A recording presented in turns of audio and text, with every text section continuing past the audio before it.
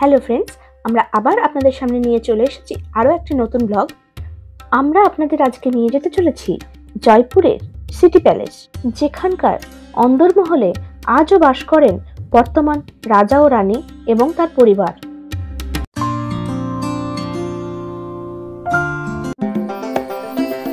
জয়পুরের হাওয়া মহলের ঠিক পাশেই পায়ে হাঁটা দূরত্বে অবস্থিত সিটি প্যালেস, যার অন্দরমহলে প্রতিটি জায়গায় আপনারা দেখতে পাবেন রাজকীয় নিদর্শন।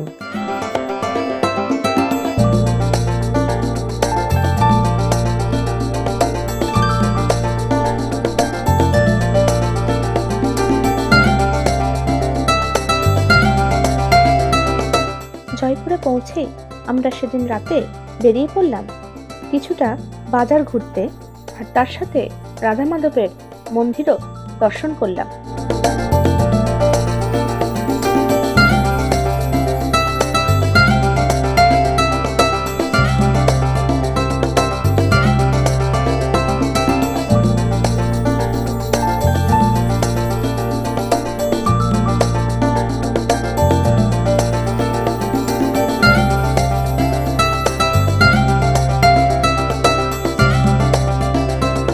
পরের দিন সকালে যথারীতি টিফিন সেরে আমরা বেরিয়ে পড়লাম সিটি প্যালেসের উদ্দেশ্যে।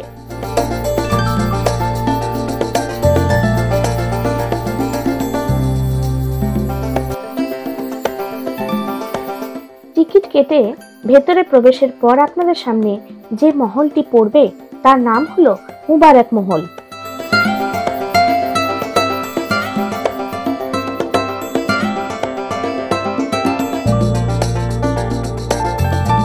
সামনে যে ঘড়িটি দেখতে পাচ্ছেন, এই টাওয়ারটিকে বলা হয় ক্লক টাওয়ার। এই ক্লক টাওয়ারের ঘড়িটি কলকাতা থেকে কেনা হয়েছিল 1973 সালে।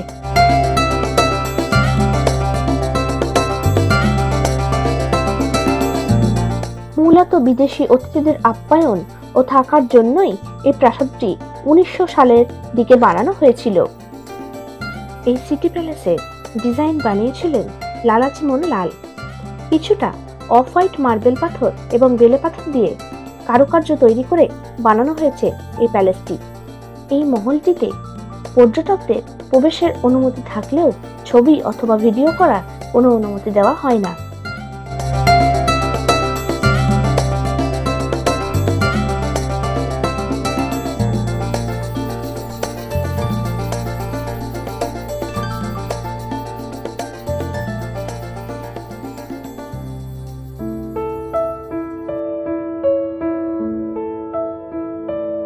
এখন সামনে আপনারা যেটা দেখতে পাচ্ছেন সে জায়গাটি হলো দেওয়ানি আম।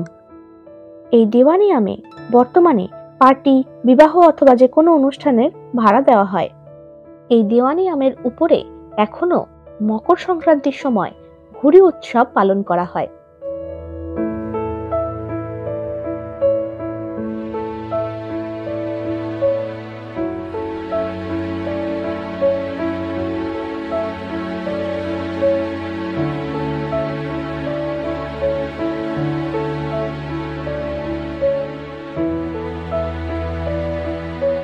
এখানে দুপাশে যে দুটি বড় বড় কেটলি দেখতে পাচ্ছেন সেগুলি হলো, একটি হলো সোনার এবং আরেকটি সম্পূর্ণ রূপোর তৈরি।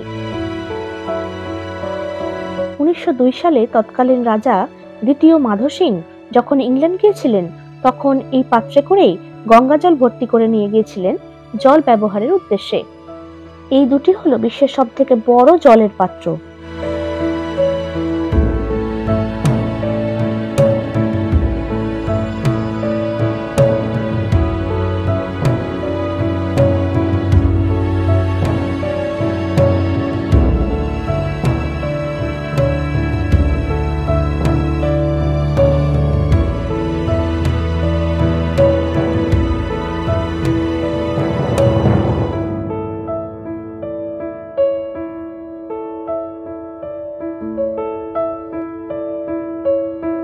মহারাজা দ্বিতীয় মাধব সিং এর দত্তক পুত্র দ্বিতীয় মান সিং এখানকার চন্দ্রমহল প্রাসাদ থেকে তার এই সাম্রাজ্য শাসন করতেন, যদিও তিনিই ছিলেন এখানকার শেষ মহারাজা।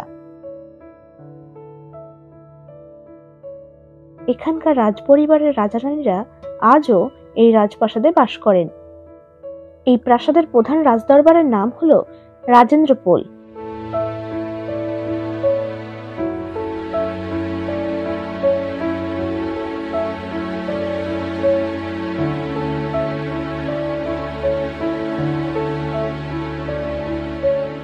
এই দরবারের মতো আরো 3টি দরবার আছে। ত্রিপোলিয়া দরবারটি ব্যবহার করেন রাজপরিবারের সদস্যরা, আর বাকিগুলি পর্যটকদের জন্য খোলা আছে।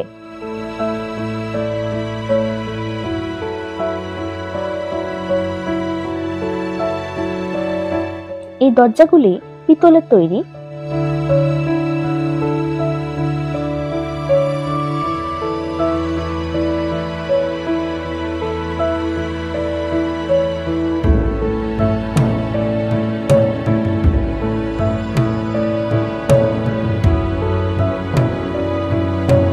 এই মুবারক মহলটির দোতলায় জাদুঘর অফিস, একটি লাইব্রেরি এবং নিচের তলায় টেক্সটাইল গ্যালারি হিসেবে এখন ব্যবহার করা হয়।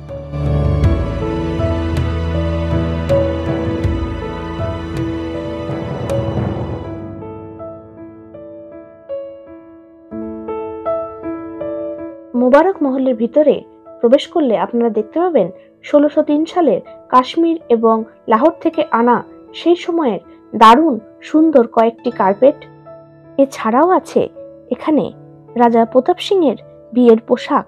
এই পোশাক মারাঠার রাজা উপহার দিয়েছিলেন। এছাড়াও আপনারা দেখতে পাবেন তৎকালীন সমাজের পোশাক, দাবা ও তার গুটি।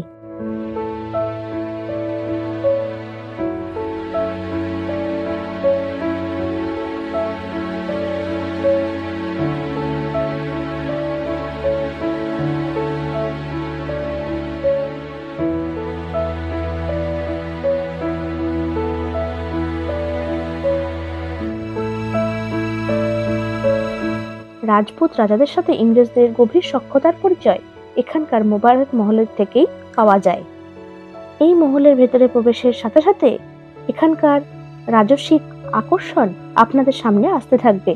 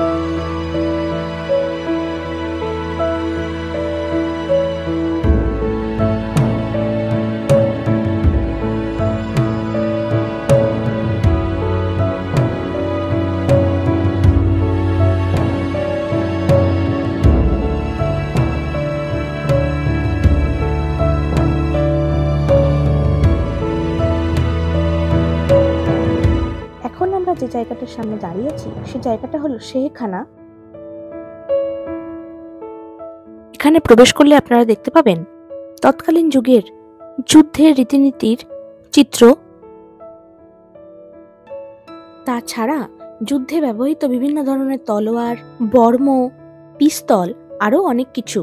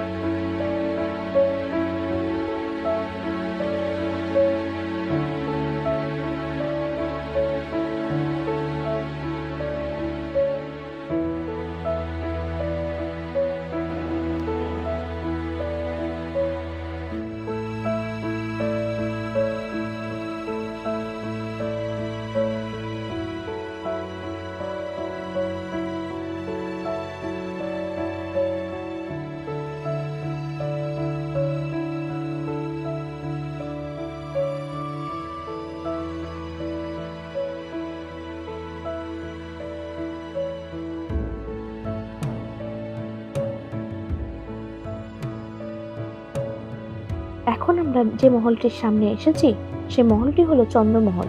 এই মহলটি এখানকার সব থেকে আকর্ষণীয় মহল। এখানে যে ফাঁকা জায়গাটি আপনারা দেখতে পাচ্ছেন এটি হলো তৎকালীন সময়ের বিভিন্ন উৎসবে ব্যবহৃত হওয়া একটি জায়গা। এই মহলের চারপাশে দৃষ্টি আকর্ষণ করার মতো অসাধারণ কারুকার্যের 4টি দরজা আছে।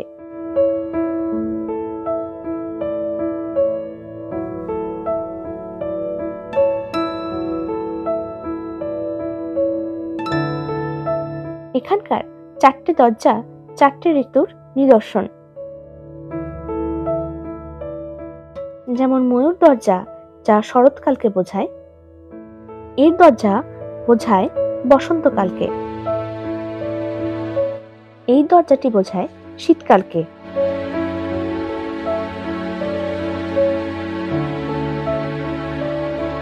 যেমন ময়ূর দরজা, যা শরৎকালকে বোঝায়।